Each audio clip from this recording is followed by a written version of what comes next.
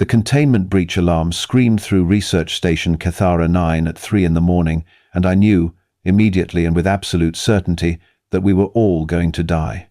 I'm sorry, let me back up. My name is Vex Eiler. I'm a xenobiologist specializing in extreme environment organisms, and I've spent the last 4 cycles studying the most dangerous predators in the known galaxy. I've handled Gorthon blood scorpions the size of cargo shuttles. I've catalogued the neural toxins of Silurian death jellies.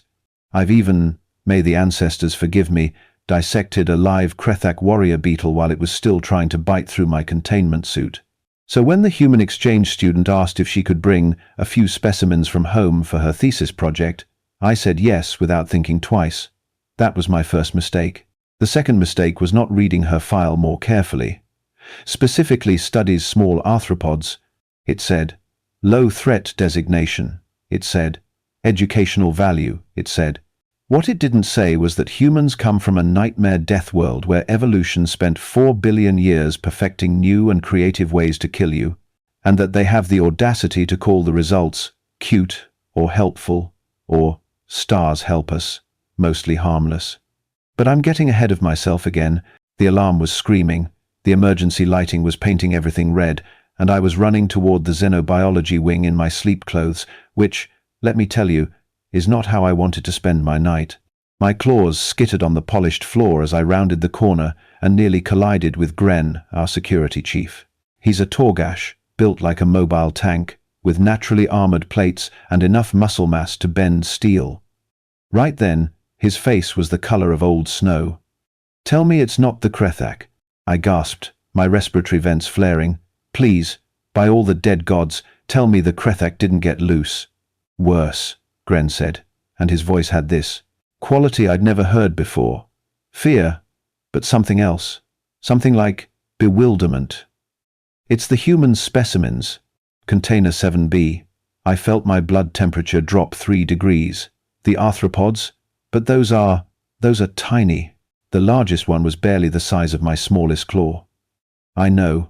Gren's weapon was drawn, set to maximum stun. Dr. Vex, one of them bit Krath. Krath, our weapons specialist. A Vorlian heavy combat veteran who'd survived the siege of Terminus and personally killed a Dreadclaw with his bare hands during the Third Moon conflict. Krath, who could bench press a shuttle and whose hide could deflect small arms fire. And? I prompted, because clearly there was more. He's convulsing in the medical bay. His entire nervous system is shutting down. Dr. Palek says he has maybe 6 minutes before total systemic failure. Gren's eyes met mine. It's been 4 minutes since the bite. Whatever that thing injected into him, our antivenom protocols can't touch it. That's when I heard her voice, calm as a summer rain, echoing from the laboratory speakers. Station security, this is Mackenzie Watts. I have the situation under control. Repeat, situation under control. Please stop pointing guns at my spiders. They're more scared of you than you are of them. Probably. That word hung in the air like a death sentence. I activated my communicator. Miss Watts, this is Dr. Vex Eiler. Your specimen has critically injured one of my staff. We need you to secure it immediately. There was a pause. Then, which one? Which one what? Which spider bit him? Because that's actually pretty important information right now. I looked at Gren. He looked at me. Neither of us had an answer. Describe the specimen, Mackenzie continued, her voice maddeningly patient, like she was asking what someone wanted for lunch. Size, color, markings. Did it have any distinctive features? Gren pulled up his wrist. Display, hands trembling slightly as he accessed the medical feed. Small, brown, maybe 6 millimeters in body length. It was moving very fast. Krath said it was on his glove when he was helping secure the containers. The silence that followed was somehow worse than the alarm. Oh, Mackenzie said finally. Oh no. Okay, so that's probably a Brazilian wandering spider, scientific name Phonutria. Also called, and I cannot stress this enough, the armed spider, which is honestly a pretty metal name when you think about it, but now's not really the time for etymology discussions. Can you counteract the venom?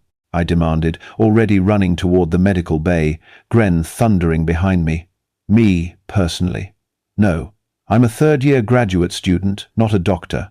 But I do have the antivenin in my kit. It's in the red case, second shelf, sealed vial marked with a skull and crossbones. Because humans apparently think that labeling deadly substances with cute little death symbols is helpful. I burst into the medical bay to find Krath on the examination platform, his massive body rigid and shaking. Dr. Palix, our chief medical officer, was frantically cycling through the xenotoxin database while her assistants tried to keep Krath's vitals stable. His breathing was shallow, rapid. Blood was foaming at his mouth.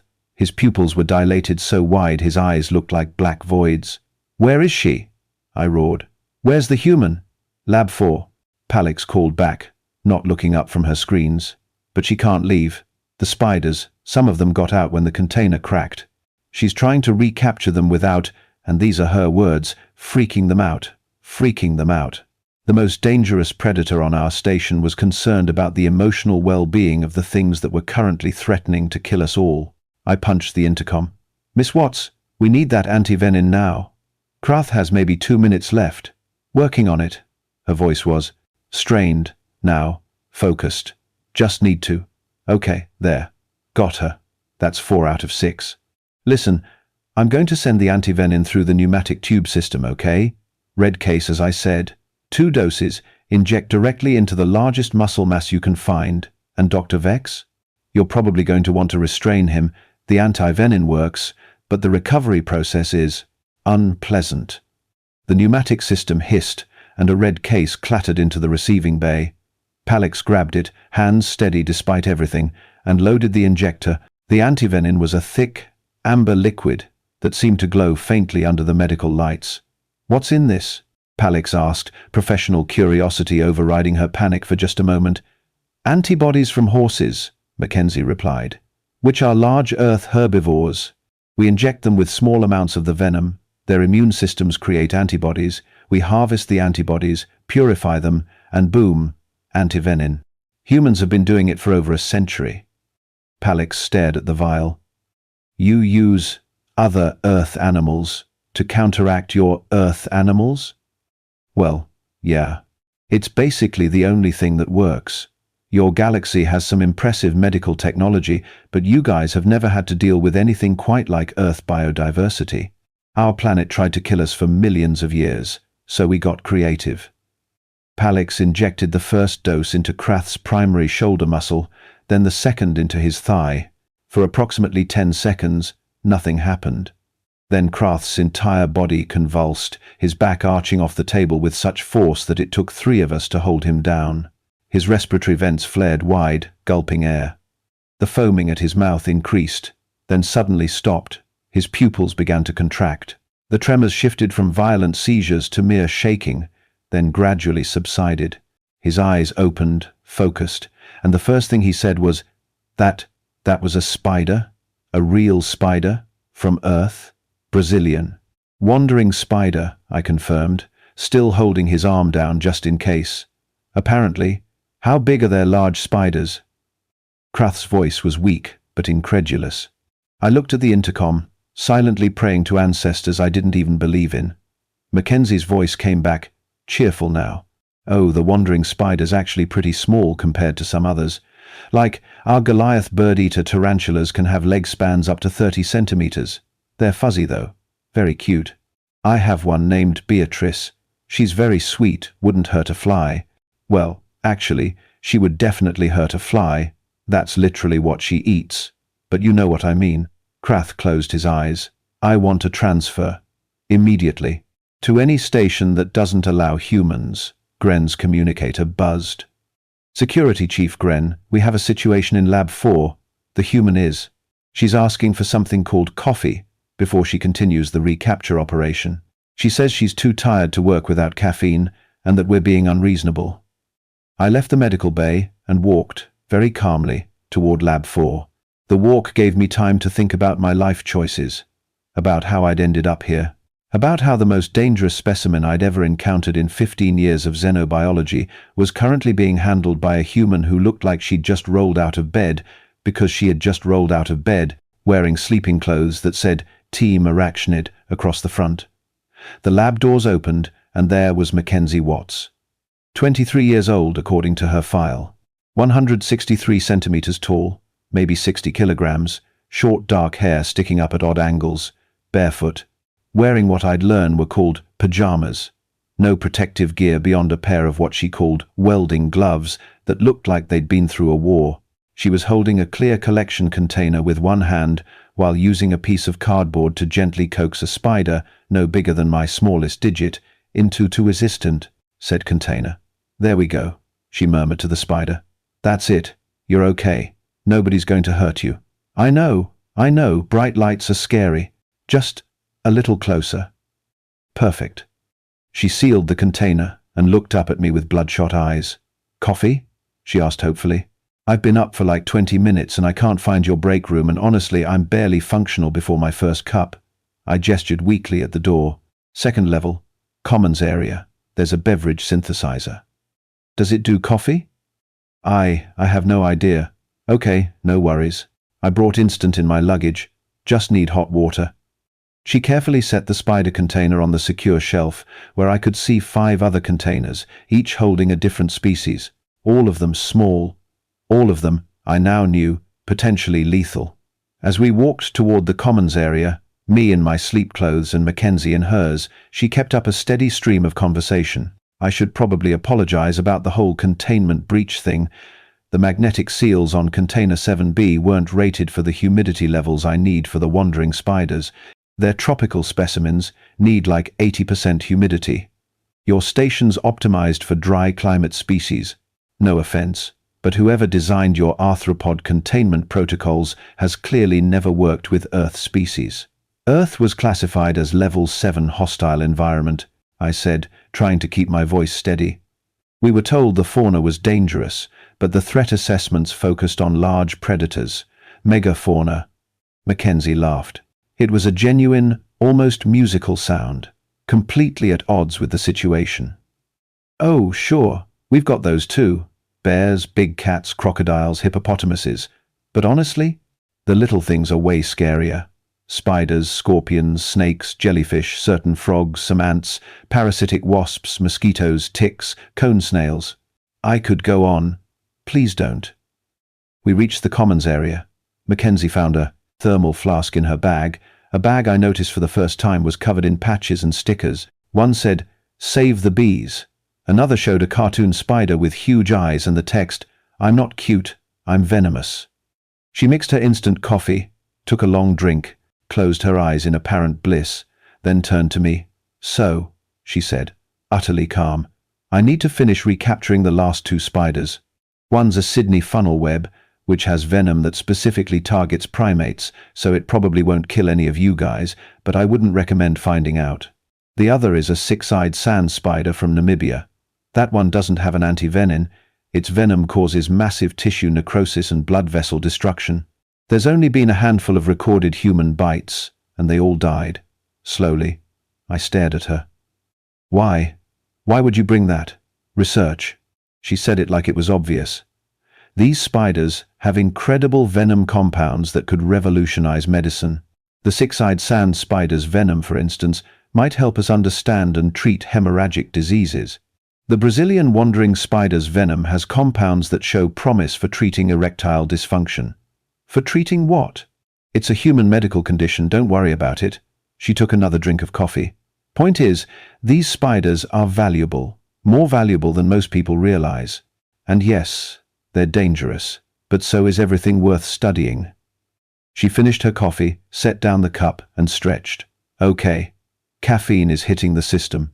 Time to catch some spiders. You coming?" What else could I say?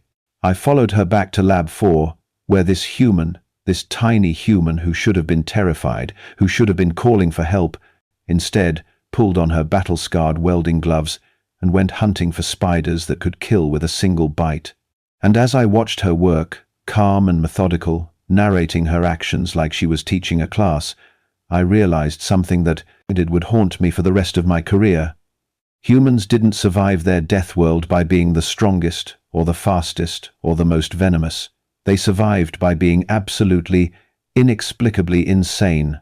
The Sydney funnel web was hiding under a storage cabinet, and Mackenzie was lying flat on her stomach, shining a light underneath while making what I can only describe as encouraging clicking sounds with her tongue. "Come on, little guy," she cooed. "I know you're stressed. New environment, lots of noise, weird smells. But I promise my habitat setup is way better than under this cabinet. I've got a nice burrow substrate, proper humidity control, and I'll feed you crickets twice a week. Good crickets. Premium crickets." "You're negotiating with it," I said flatly, still standing in the doorway because I valued my life. "I mean, not really. She can't understand me. Spiders don't have ears. But talking helps me stay calm. And if I'm calm, I move more predictably. And if I move more predictably, she's less likely to feel threatened and bolt. Or bite. Mostly I'm worried about bolting, though. These guys are fast." She slid a clear capture tube under the cabinet, angling it carefully. "The funnel web's venom is fascinating, actually. It's specifically evolved to be super effective on primates. Humans, monkeys, that sort of thing.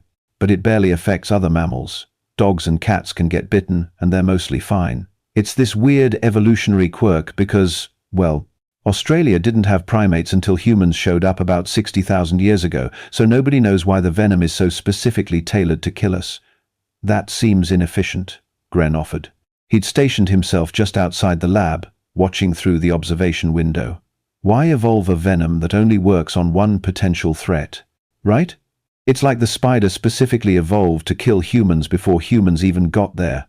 Some scientists think maybe it's because the venom compounds just happen to interact badly with primate neurochemistry. Others think it's targeting something else, and we're just unlucky enough to have similar biology. Either way." She moved the tube slightly. "It's incredibly effective. Before we developed antivenin in 1981, funnel web bites killed people in as little as 15 minutes. The spider darted forward, directly into the tube. Mackenzie capped it with reflexes I hadn't known humans possessed, smooth and unhurried. "Got you," she said, standing up and brushing dust off her pajamas. "That's 5 out of 6. Just the sand spider left." She carefully transferred the funnel web to a proper habitat, this one set up with what looked like a burrow entrance, and carefully monitored moisture levels. The spider immediately disappeared into the burrow, apparently satisfied with its new accommodations. "Okay," Mackenzie said, pulling up her inventory on her datapad. "So, the six-eyed sand spider is the tricky one. They're ambush predators from the Namib Desert. Very reclusive, very shy. She probably found the darkest, most secure spot she could, and buried herself in any loose substrate." "Buried herself?" I repeated weakly. "Yeah, they're sand-dwelling spiders. They bury themselves with just their legs sticking out, wait for prey to walk by, then strike. In captivity, they'll do the same thing with whatever substrate you give them. So I'm thinking." She surveyed the lab, eyes tracking over equipment, supply shelves, storage containers. "Anywhere with loose material. The sample sorting station, maybe. That has the granulated silicate for mineral testing." We approached the sorting station carefully. Mackenzie grabbed a long pair of forceps and a collection container, then very slowly began sifting through the silicate granules in the sorting tray. "The thing about the six-eyed sand spider," she said softly, working with intense concentration, "is that it almost never bites humans. It's so shy and reclusive that even handlers rarely get bitten. But when it does bite," she paused, moving aside a small pile of granules, "the venom causes something called necrotoxicity. It destroys blood vessels and tissue. There's no antivenin because bites are so rare that we haven't been able to study the venom compounds enough to develop one. Then why bring it to a research station?" Gren's voice came through the intercom, tight with barely controlled anger. "Because understanding venom is how we save lives," Mackenzie replied, not looking up. "Every venom is a library of complex proteins and peptides that have evolved over millions of years. Those compounds can teach us about neurology, blood chemistry, pain management, even cancer treatment. The Chinese red-headed centipede's venom led to breakthroughs in understanding chronic pain. The deathstalker scorpion's venom has compounds that can help target brain tumors. These aren't just dangerous animals, they're walking pharmacies." She shifted more granules, and I saw it. A leg, then another. Pale brown, nearly invisible against the silicate. "There you are," Mackenzie whispered. "Okay, girl. Let's do this nice and easy." What happened next took maybe 10 seconds but felt like an hour. Mackenzie moved the forceps in slowly, so slowly I could barely see the motion. She positioned them carefully around the spider's body, avoiding the legs. The spider didn't move, probably hoping it was still camouflaged. In one smooth motion, she lifted it clear of the granules and into the waiting container. The lid sealed with a soft click. Mackenzie let out a long breath. 6 for 6, not bad for 3 in the morning. She turned to face me, and I realized I'd been holding my breath the entire time. "Okay," she said. "So, I know this probably isn't the best first impression. Containment breach, critical injury, potentially lethal spiders loose on your station. But in my defense, your equipment specs didn't mention that the magnetic seals degrade in high humidity, and I did include a full hazard assessment in my application materials, which I'm guessing nobody actually read." "The assessment mentioned venomous arthropods," I said, my voice coming out calmer than I felt. "It did not mention that your venomous arthropods could kill a Vorlian heavy combat veteran in under 5 minutes. "Ah." She had the grace to look slightly embarrassed. "Yeah, I might have underplayed that part. In my defense, I didn't think anyone would approve my exchange application if I led with, 'I study things that can kill you if you look at them wrong.' That would have been accurate, though." "Sure, but accuracy isn't always the best strategy when dealing with bureaucracy." She started checking each habitat, making notes on her datapad. "Look, I get it. I'm a human from a death world, and we have a reputation.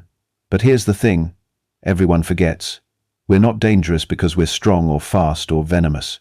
We're dangerous because we looked at a planet actively trying to murder us and decided to study it instead of run away." She gestured at the spider habitats. "Every one of these spiders could kill me. The Brazilian wandering spider, the Sydney funnel web, the six-eyed sand spider, even the little brown recluse that I didn't mention because honestly that would have been information overload. But I've spent 6 years learning about them. Their behaviors, their habitats, their venom composition, how they hunt, what they fear. And you know what I discovered? That they're nightmare creatures that should be avoided at all costs?" I offered. She laughed. "No, I discovered that they're just trying to survive, like everything else. The wandering spider doesn't want to bite people, it wants to eat insects. The funnel web isn't aggressive, it's defensive because it's vulnerable outside its burrow. The sand spider just wants to be left alone. They're not evil or malicious. They're just really, really good at not dying." Gren's voice came through the intercom again. "Krath is stable. Dr. Palix says he'll make a full recovery, though he's demanding hazard pay for the rest of his contract." "That's fair," Mackenzie said. "I'd want hazard pay too.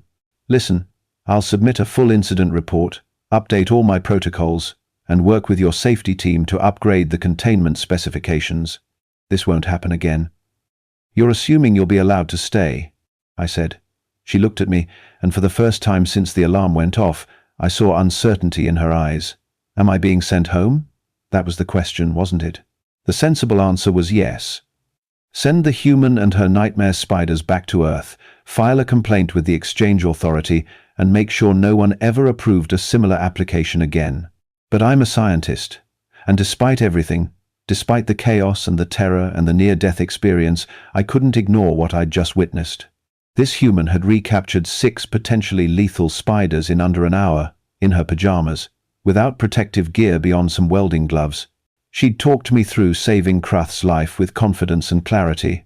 She'd moved through a crisis with the kind of calm competence that some people spend decades trying to achieve. And more than that, when she talked about her spiders, I heard something I recognized, the voice of someone who genuinely loved their work, who saw beauty and value in things that terrified everyone else. "That depends," I said slowly. "Can you promise me that something like this won't happen again?" "I can promise that I will do everything in my power to prevent it. But Dr. Vex?" She met my eyes. "I can't promise absolute safety. These are dangerous organisms, that's the whole point. If they weren't dangerous, they wouldn't be interesting." "That's not reassuring." "It's honest, though." Gren entered the lab, his weapon holstered now. "The station commander wants a meeting at NOR 0800, all senior staff, and Miss Watts." "I'll be there," Mackenzie said. "Should I wear actual clothes, or is pajamas acceptable for disciplinary hearings?" "Actual clothes would be advisable," I said. She grinned. "Got it. Professional attire for my professional disaster. After Gren left, I lingered. I couldn't help myself. Miss Watts, may I ask you something? Sure. Why spiders? Of all the things you could study, all the safer, more pleasant options, why choose the things that can kill you? She was quiet for a moment, checking the temperature gauge on the Brazilian wandering spider's habitat. When I was 8 years old, she said finally, I found a spider in my bedroom. I screamed, my mom came running, and she grabbed a shoe to kill it. But then she stopped. Just stopped. And she said, look at it, really look at it. So I did. And I saw this tiny, fragile creature with 8 legs and 8 eyes, just trying to find somewhere safe to live. And I thought, why am I afraid of something so small? Why does something that weighs less than a gram make a full-grown human scream? She smiled, a small, genuine smile. So I started learning. And the more I learned, the less afraid I was. Because fear comes from ignorance, right? We're afraid of what we don't understand, but once you understand something, really understand it, it stops being a monster and starts being just another living thing trying to survive. And that's why you want to work with the most venomous species? That's exactly why. Because if I can understand them, maybe I can help other people stop being afraid, or at least be appropriately cautious instead of irrationally terrified. There's a difference. I looked at the habitats, each one a tiny ecosystem carefully maintained. The spiders inside were motionless now, settling into their new environments. Your thesis, I said. What's it about exactly? Comparative venom analysis across terrestrial arthropods in high-stress environments. Basically, I'm studying how different species' venoms work and whether there are universal compounds that could be synthesized for medical use. The galaxy has billions of inhabited worlds, right? But nobody's ever done a comprehensive study of Earth arthropod venoms for xenobiological applications. These compounds might be completely unique. They might save lives we can't even imagine yet. That's actually brilliant, I admitted. Thanks. Assuming I don't get expelled for nearly killing your weapons specialist. The meeting at 0800 was exactly as uncomfortable as expected. Station Commander Thress, a 4-meter-tall Kelvorian with a temper to match her size, spent 20 minutes explaining in excruciating detail exactly how many regulations had been violated. Mackenzie sat through it all, dressed in what I'd learned were called business casual clothes, taking notes and nodding at appropriate intervals. When Thress finally stopped for breath, Mackenzie raised her hand. Commander, may I speak? You may. I take full responsibility for the containment breach. It was my fault for not properly accounting for the environmental differences between Earth standard and station standard atmospheric conditions.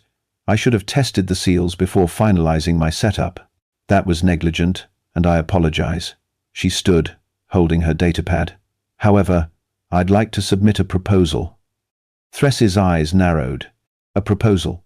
Yes, ma'am. With your permission, I'd like to completely redesign the station's arthropod containment protocols. Not just for my specimens, but for all high-risk organisms. Current protocols are based on the assumption that dangerous species are large. But some of the most dangerous organisms in the galaxy are tiny. A comprehensive update could prevent future incidents with any species, not just Earth arthropods. She brought up a holographic display showing detailed schematics. I've already drafted preliminary specifications, humidity-resistant seals, species-specific environmental controls, automated monitoring systems, emergency containment procedures tailored to organism size and mobility. It would take me about 2 weeks to implement, assuming I have access to engineering support. The room was silent. You want us to let you stay, Thress said slowly, after you nearly killed a member of my crew. I want to make sure it never happens again. To anyone, with any species. Mackenzie's voice was steady. Commander, I made a mistake, but I'm also probably the most qualified person in this sector to fix it. Send me home if you want, but at least let me finish this first. Make the station safer before I go. Thress looked at me. Dr. Vexilor, you're her supervisor. Your opinion? I thought about Mackenzie lying on the floor, coaxing a lethal spider into a container. About her calm voice talking me through saving Krath's life. About her genuine love for creatures that everyone else feared. I think, I said carefully, that Miss Watts has demonstrated both the problem and the solution. She understands these organisms better than anyone. If she's willing to help us upgrade our protocols, we'd be foolish to refuse. Krath, attending via video link from the medical bay, raised one massive hand. I vote she stays. Anyone who can make antivenin that effective deserves a second chance.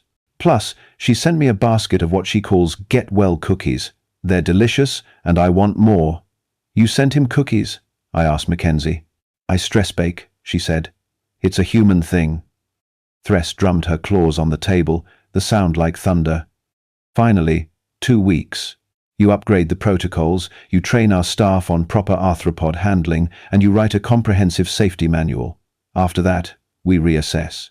One more incident, Miss Watts, and you're on the first transport back to Earth. Understood? Yes, ma'am. Thank you, ma'am. And that's how Mackenzie Watts became the station's unofficial expert on things that could kill you in creative and horrible ways. Over the next 2 weeks, I watched her transform from a sleepy graduate student into something else entirely. She worked 18-hour days, redesigning containment systems, training security staff, even teaching a seminar on venom first aid that became mandatory for all personnel.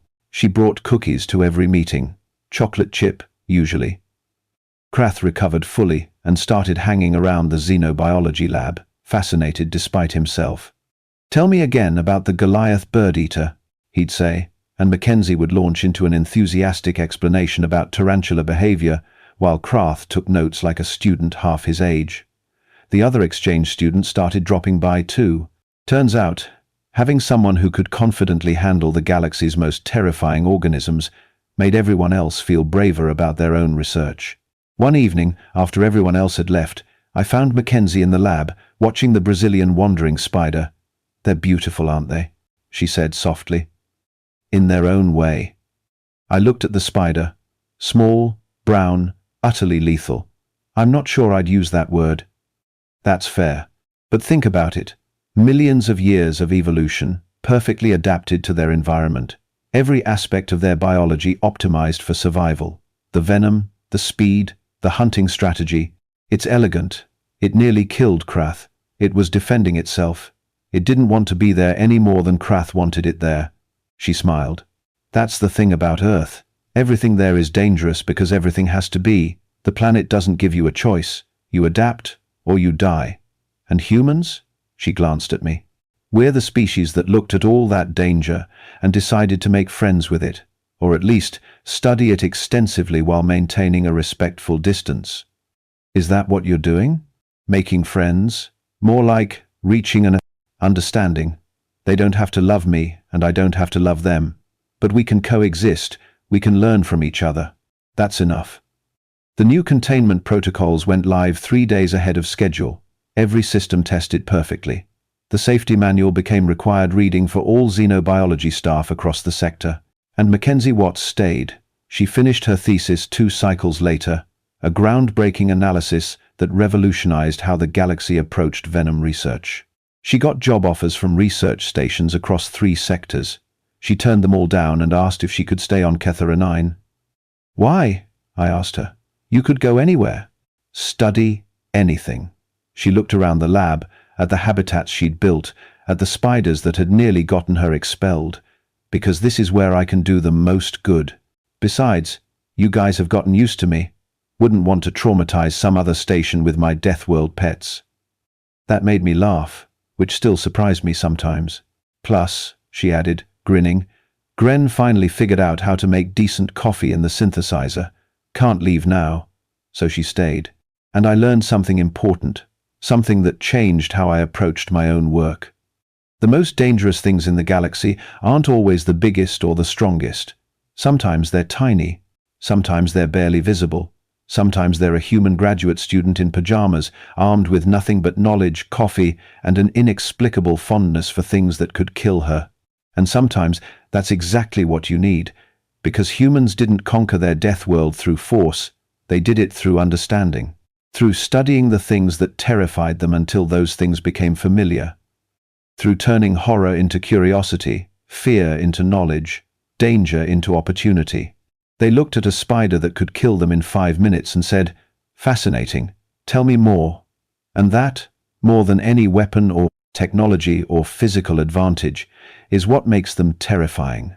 Not that they survive despite the danger, but that they thrive because of it.